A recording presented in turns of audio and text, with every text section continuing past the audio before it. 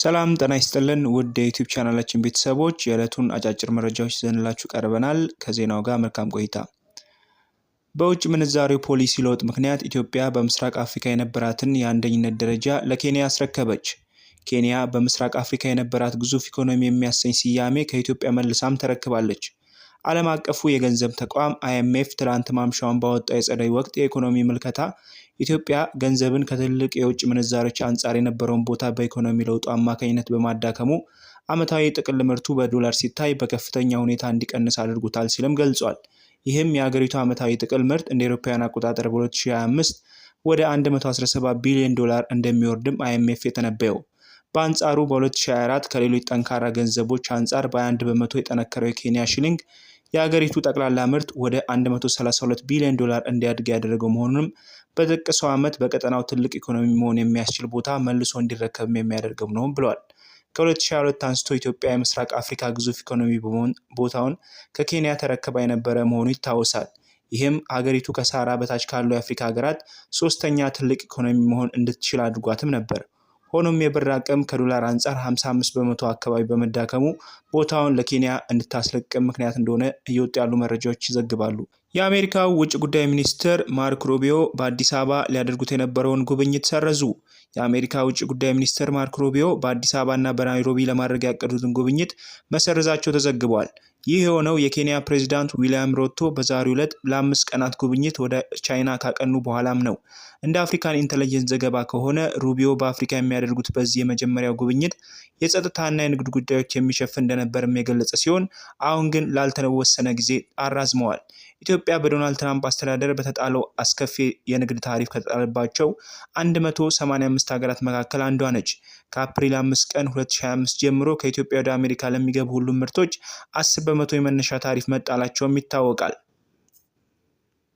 አቶ ጌታቸው ረዳ በመቀለ ከጀነራል ታደሰ ወረደ የቀረበላቸውን የምስጋናና የሽኝት መርሃ ግብር ግብዣ ውድቅ አደረጉ።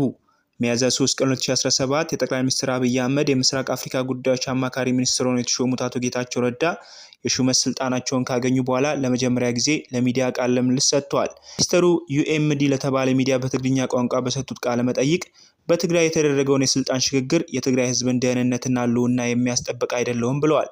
የኢፌዴሪ ጠቅላይ ሚኒስትር ለደህንነታቸው ያደረጉትን ጥንቃቄ እውቅና በመስጠት ያመሰገኑት አቶ ጌታቸው ረዳ በማናቸውም መመዘኛ የትግራይ ሕዝብ መልሶ ወደ ጦርነት እንዳይገባ የቻሉትን ሁሉ እንደሚያደርጉም ቃል ገብተዋል። የፕሪቶሪያው የሰላም ስምምነት ከጫፍ እንዲደርስ አበክሮ እንደሚሰሩ ገልጸው በትግራይ ክልል የተጀመረው የለውጥ ፍላጎት ወደ ኋላ የሚጎትቱ ማንኛውም እንቅስቃሴ ተቀባይነት የለውም፣ አይሳካላቸውም ብለዋል። ትግራይ ላይ እሳቸውን ለመግደል የተሸረበው ሴራ እንደነበርና ይህንም ሸሽተው ከትግራይ ፖለቲካ የወጡት አንዳች ፍላጎት እንደሌላቸው ተናግረዋል።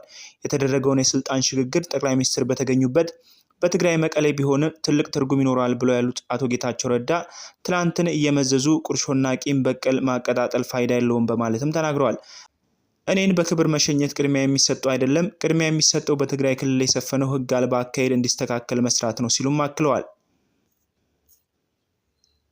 በጅቡቲ የኢትዮጵያ ኤምባሲ የጅቡቲ መንግስት በአገሪቱ ያለ ህጋዊ ሰነድ የሚኖሩ ኢትዮጵያውያንን በፍቃደኝነት ወደ ሀገራቸው እንዲመለስ የሰጠውን የጊዜ ገደብ እንዲያራዝም የኢትዮጵያ ኤምባሲ ያቀረበውን ጥያቄ ውድቅ ማድረጉን ኤምባሲው አስታወቀ። ህጋዊ ሰነድ የሌላቸው የውጭ ዜጎች በሙሉ ከመጋቢት 25 እስከ ሚያዝያ 24 ከጅቡቲ እንዲወጡ፣ ቀነ ገደብ ካለፈ ግን በፖሊስ ተገዶ እንደሚወጡ የሀገሪቱ መንግስት ቀደም ሲል የጊዜ ገደብ አስቀምጦም ነበር።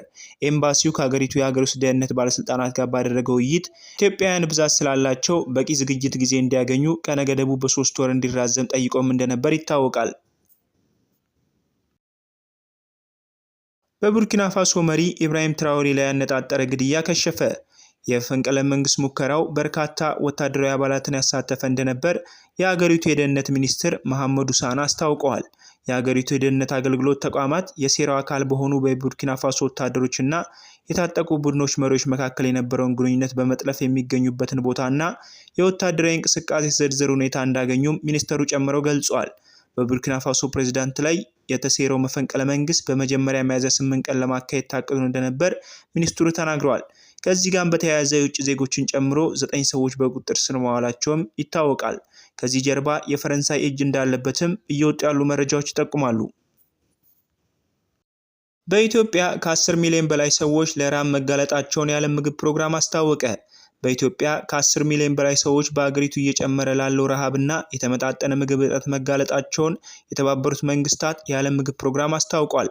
ድርጅቱ በዛሬው ዕለት ባወጣው መግለጫ እንዳስታወቀው ፕሮግራሙ ኢትዮጵያ ውስጥ ለሚያከናውነው ስራ የሚውል ተጨማሪ ገንዘብ በአስቸኳይ የሚያገኝ ከሆነ ለ3.6 ሚሊዮን ሰዎች የሚያቀርበው የነፍስ አድን ምግብ ድጋፍ በመጪዎቹ ሳምንታት እንደሚያቋርጥ አስጠንቅቋል። ተቋሙ ኢትዮጵያ ውስጥ የረሃብና የተመጣጠነ ምግብ እጥረት እየጨመረ የመጣው ሀገሪቱ ውስጥ ባሉ የተለያዩ ችግሮች ምክንያት እንደሆነም በመግለጫው ጠቅሷል። ግጭት፣ ቀጠናዊ አለመረጋጋትና መፈናቀል ተቋሙ ከጠቀሳቸው ምክንያቶች መካከል ናቸው። በሀገሪቱ ውስጥ ያለው ኢኮኖሚያዊ ቀውስና ድርቅ እየጨመረ ለመጣው ረሃብ ተመጣጣኝ ምግብ እጥረት ምክንያትነትም ተጠቅሷል። እነዚህ ችግሮች ሚሊዮኖች ያለ በቂ የተመጣጠነ ምግብ እንዳስቀሩ የዓለም ምግብ ፕሮግራም ገልጿል። የተቋሙ መግለጫ በመላው ኢትዮጵያ ከ10 ሚሊዮን በላይ ሰዎች ለረሃብና ምግብ እጥረት ተጋልጠዋል ብሏል። ከእነዚህ ሰዎች መካከል 3 ሚሊዮኑ በግጭት በአስቸጋሪ የአየር ጠባይ ምክንያት ከመኖሪያ ቀያቸው የተፈናቀሉ እንደሆነም ጠቅሷል። የዓለም የምግብ ፕሮግራም በኢትዮጵያ የተመጣጠነ ምግብ እጥረት ያለበት ደረጃ አሳሳቢ ነው ሲልም ጠርቷል። የተመጣጠነ ምግብ እጥረት ያጋጠማቸው 4.4 ሚሊዮን ነፍሰ ጡርና አጥቢ እናቶች እንዲሁም ህጻናት ሕክምና እንደሚያስፈልጋቸውም አስታውቀዋል።